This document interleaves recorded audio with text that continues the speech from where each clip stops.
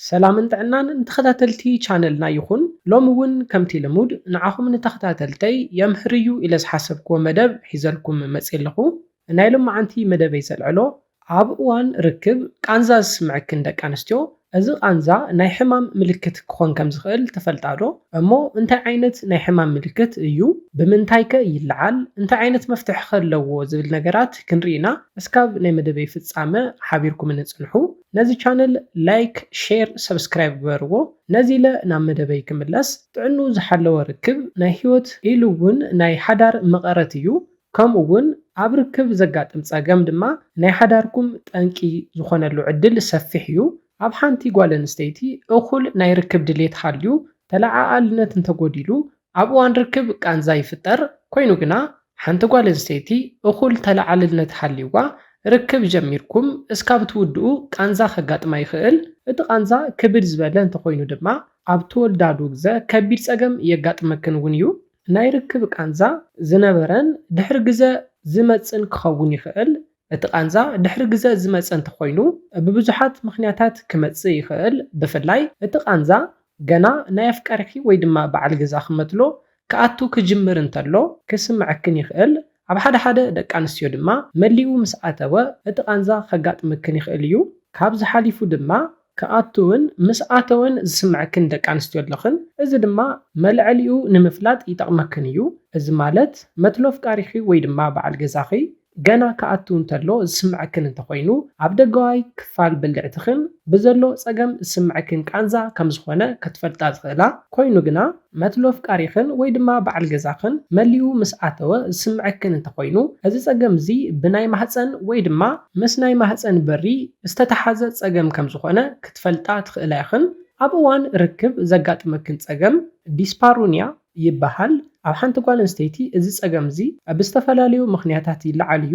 ካብዚኦም ድማ እቲ ቀዳማይ ኣብ እዋን ርክብ ብናይ ብልዕቲ ምድራቕ ተታሒዙ ዝመፅእ ቃንዛ እዩ። ንኣብነት ርክብ ክትፍፅሙ ክልተ ነገራት ክተማልኡ ኣለኩም። እቲ ቀዳማይ ድሌት እንትኾን እቲ ካልኣይ ድማ እኹል ምልዕዓል እዩ። እኹል ምልዕዓል ንብሎ ቅድሚ ርክብ ዘሎ ናይ ክልቴኹም ናይ ብልዕትን መትሎን ምድላው እዩ። ስለዝኾነ ኣብ ሓንቲ ጓል ኣንስተይቲ ድሌት ሃልዩ እኹል ምልዕዓል እንተዘይሃልዩ ብልዕታ ራሕሰ የፍልፍልን። ኣብዚ ግዜ ርክብ እንተፈፂምኩም ድማ ቃንዛ ርክብ የጋጥመክን እዩ። ነዚ ንምቕናስ ድማ ሰብ ሓዳራትን ፍቑራትን ቅድሚ ርክብ እንተነኣሰ ካብ 30 እስካብ 45 ደቂቕ ትነኻኽእሉ ፎርፕሌይ ትገብሩሉ ግዜ ክትህቡ ኣለኩም። ኮይኑ ግና ኣብ ሓደ ደቂ ኣንስትዮ እዚ ኩሉ ጌርክን ብልዕትኽን ፈሳሲ ዘይከፍልፍል ይኽእል። እዚ ድማ መልዐሊኡ ብዙሕ እዩ። ካብዚኣቶም ድማ ናይ ሓደ መድሓኒታት፣ ጎናዊ ሳዕቤን፣ ናይ ሆርሞን ምዝባዕ ከምኡ እውን ኣካላውን ስነልቦናውን ፀገማት ቃንዛ ርክብ ከስዕበልክን ይኽእል። ንኣብነት ናይ 2 ወርሒ ጥንሲ መከላኸሊ ትጥቀማ ንርክብ ዘለክን ተለዓዓልነት ዝነኣሰ ንክኸውን ዝገብር እዩ። ብልዕትኽን ራሕሲ ከየፍልፍል ይገብር። እዚ ድማ ቃንዛ ርክብ የስዕበልክን። ምስ እዚ ተታሒዙ ድማ ናይ ስራሕ ፀቕጢ ዘለክን ከቢድ ስራሕ ትሰርሓ ደቂ ኣንስትዮ ብናይ ዲፕሬሽን ሕማም ንነዊሕ ግዜ ዝተጠቃዕኽን ከምኡውን ብዙሕ መድሓኒታት ዝወሰድክን ናይ ሕቆ ሕማም ንነዊሕ ግዜ ዘሳቀየክን ናይ ነርቪ ሕማማት ዘጋጥመክን ናይ ርክብ ድሌት ምድላውክን ስለ ዝጎድኦ ቃንዛ ብልዕቲ ከጋጥመክን ይኽእል። እቲ ካሊእ መልዐሊ ምክንያት ድማ ሓደ ደቂ ኣንስትዮ ኣብ ደጋዋይ ክፋል ብልዕትኽን ቆስሊ እንተሃልዩ ልክዕ ርክብ ክትጅምሩ እንተለኹም ክስምዐክን ይኽእል እዩ። እዚ እንተሃልዩ ድማ ብግዜ ሕክምና ክትወስዳ ይግባእ። ርክብ ክጅመርን መትሎ በዓል ገዛኽን ናብ ውሽጢ ክኣቱ እንተሎን ናይ ምቅፃል ስምዒት፣ ናይ ቃንዛ ስምዒት ኣብ ቀረባ ግዜ ዝጀመረክን እንተኮይኑ ካብ ርክብ ወፃኢ ዘይተለምደ ፈሳሲ ዝወፀክን እንተኮይኑ ናይ ብልዕቲ ኢንፌክሽን ከም ዘለክን ስለ ዝሕብር ብግዜ ናብ ሕክምና ክትከዳ ይሕበር። ሓደ ግዜ ድማ ናይ ብልዕቲ ኢንፌክሽን ናብ ናይ ማህፀን ኢንፌክሽን ይቕየር እዩ። እንተተቐይሩ ትሕቲ ሕምብርትኽን ዝስምዐክን ናይ ከቢድ ቃንዛ ምልክት ኣሎ። እዚ ቃንዛ ኣብ እዋን ወርሓዊ ፅግያትን ኣብ ርክብ ግዜ ዝገድድን ሓደ ግዜ ድማ ደም እውን ከወፅእ ይኽእል። ከምዚ ዓይነት ነገር እንተሃልዩ እንተጋጢምክን ብግዜ ሕክምና ክትወስዳ ይሕበር። ምክንያቱ ድማ ናይ ማህፀን ኢንፌክሽን ከይተሓከም ክንኦ ንነዊሕ ግዜ እንተፀኒሑ ናይ ምውላድ ፀገም ከስዕበልክን ዝኽእል። ካብዚ ብተወሳኺ ድማ ካብ ማህፀን ወፃኢ ንዘጋጥም ጥንሲ እውን ከስዕበልክን ይኽእል እዩ። ኣብ ሓደ ደቂ ኣንስትዮ ብናይ ማህፀን ጽኪ ምኽንያት ወይ ድማ ቅድሚ ሕዚ ብዝነበረ ናይ መጥባሕቲ ምኽንያት እውን ናይ ማህፀን ኣቀማምጣ ክቕየር ይኽእል።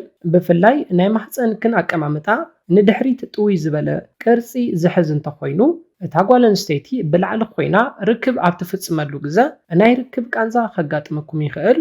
ኣብዚ ግዜ ድማ ናይ ማህፀን ምርመራ እንተገይሩ እቲ ጸገም ዝመፀ ብናይ ማህፀን ኣቀማምጣ ጥራሕ እንተኾይኑ ግቡእ ሕክምና ክግበር ይኽእል። ንኣብነት እቲ ጸገም ዝመፀ ብናይ ማህፀን ጽኪ እንተኾይኑ ነቲ ጽኪ ዝግበር ሕክምና እኹል መፍትሒ ክኸውን ይኽእል እዩ። እቲ ካሊእ ቃንዛ ርክብ ዝመፀሉ ምኽንያት ድማ ዕድመ እዩ። ሓንቲ ጓል ኣንስተይቲ ዕድመኣ እንዳደፍአ ብዝኸደ ቁፅሪ ናይ ብልዕታ ፈሳሲ ናይ ምፍልፋል ዓቕሙ እንዳቐነሰ ይኸይድ እዩ። እዚ ድማ ከምቲ ቅድም ኢለ ዝሓበርክዎ ኣብ እዋን ርክብ ናይ ምቅፃል ናይ ቃንዛ ስምዒት ከስዕበልክን ይኽእል። እዚ ዝመፅእ ድማ ብናይ ኢስትሮጅን ሆርሞን ዋሕዲ እዩ። ነዚ ዝግበር እቲ ቀዳማይ ሕክምና ድማ ነቲ ቀኒሱ ዘሎ ናይ ኢስትሮጅን ሆርሞን ናይ ምውሳኽ ስራሕ እዩ።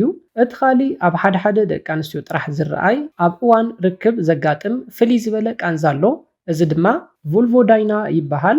እዚ ዓይነት ቃንዛ ዘለወን ደቂ ኣንስትዮ ኣብ ብልዕተን ከባቢ ቅልል ዝበለ ምንኽኻእ እውን ቃንዛ ከምፀለን ይኽእል እዩ።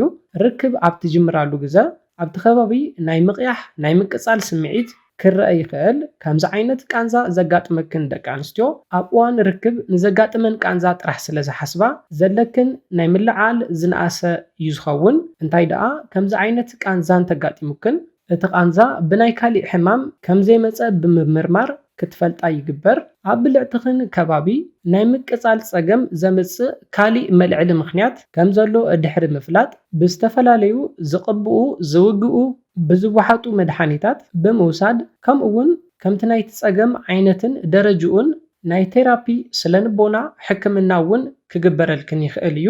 እቲ ካሊእ ኣብ ውሕዳት ደቂ ኣንስትዮ ዘጋጥም ጸገም ኣሎ። እዚ ድማ ፍልይ ዝበለ ዓይነት ቃንዛ እዩ።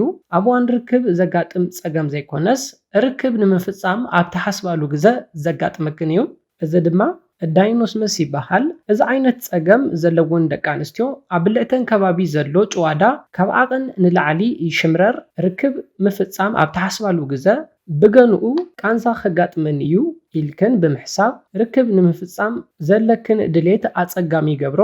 በዚ ጸገም ዝተጠቃዓ ደቂ ኣንስትዮ ድሕሪ ናብ ሓዳር ምእታወን ምስ በዓል ገዝአን እውን ርክብ ንምፍጻም ይሽገራ።